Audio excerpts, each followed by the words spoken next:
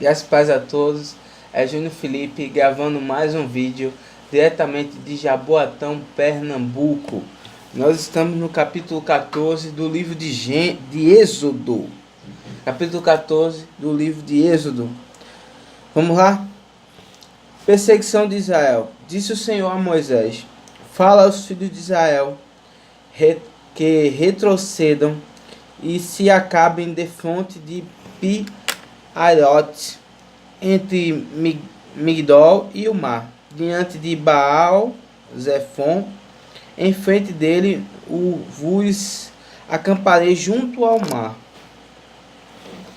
Então Faraó dirá dos filhos de Israel: estão desorientados na terra. O deserto os encerrou. Endurecerei o coração de Faraó para que os persiga, e serei glorificado em Faraó e em todo o seu exército. Saberão os egípcios que eu sou o Senhor. Eles assim o fizeram. Sendo, pois, anunciado ao rei do Egito que o povo fugia, mudou-se o coração de Faraó e os seus oficiais contra o povo, e disseram: que é isso que fizemos, permitindo que Israel nos deixasse servir?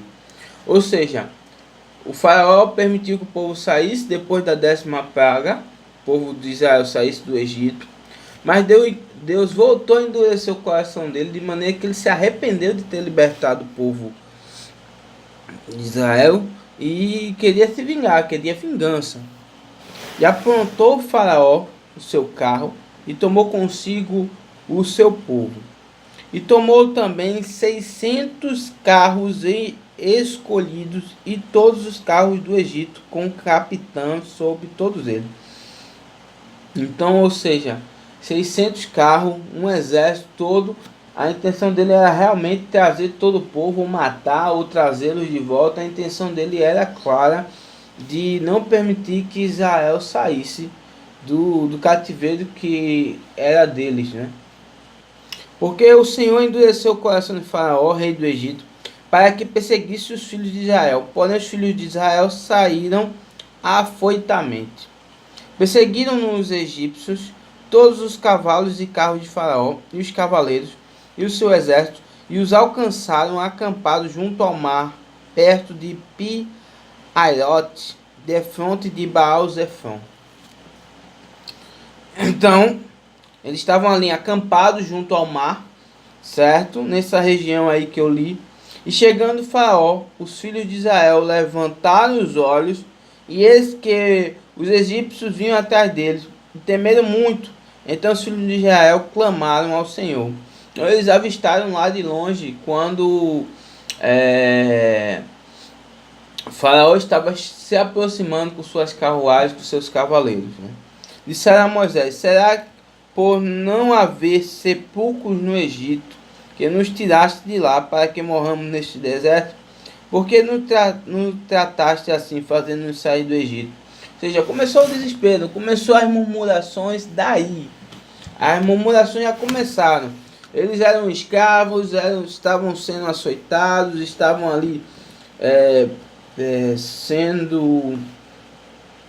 sendo humilhados naquele lugar, passaram a ser escravos a serviço do povo do Egito. E aí Moisés chega, liberta eles. No primeiro obstáculo, eles começam a questionar. O questionamento dele foi o seguinte: não tem cemitério lá no Egito não, pra gente morrer pro lado de lá não. Tu quer que a gente morra aqui?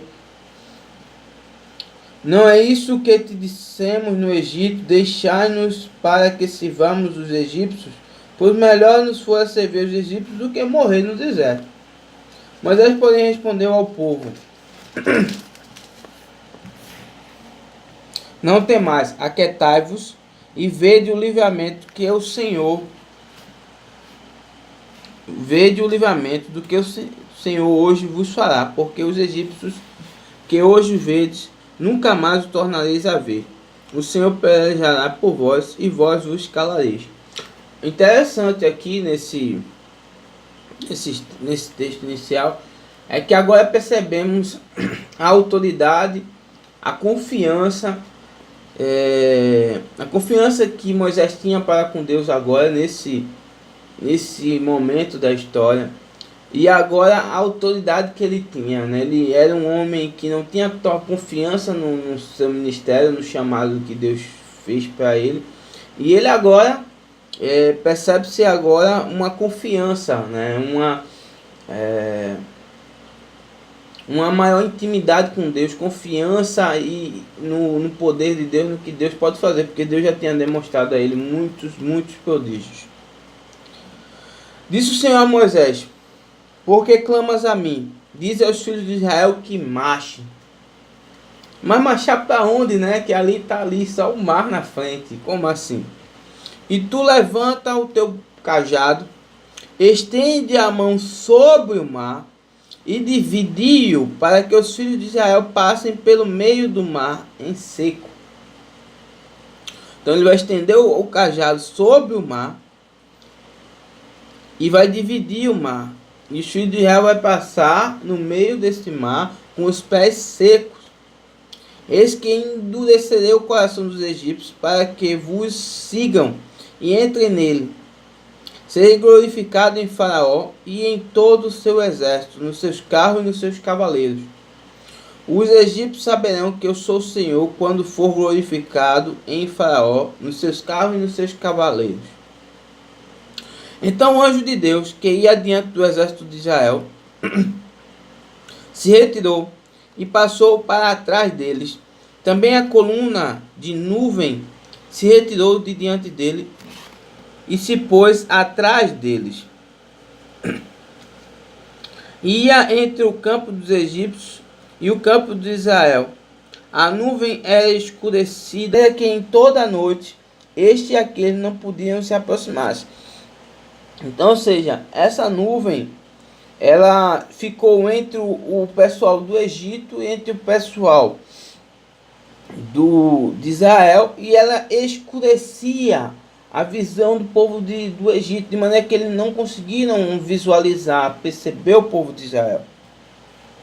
Então Moisés estendeu a mão sobre o mar, e o Senhor, por um forte vento oriental que soprou toda aquela noite, fez retirar-se o mar, que se tornou terra seca e as águas foram divididas.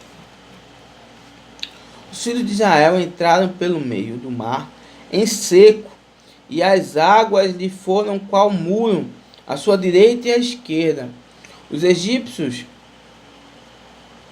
que os perseguiam entraram atrás dele todos os cavalos de Faraó, os seus carros e os seus cavalianos, até ao meio do mar. Na vigília da manhã, o Senhor, na coluna de fogo e de nuvem, viu o acampamento dos egípcios e alvorotou o acampamento dos egípcios, emperrou-lhes as rodas dos carros e fez-los andar dificultosamente.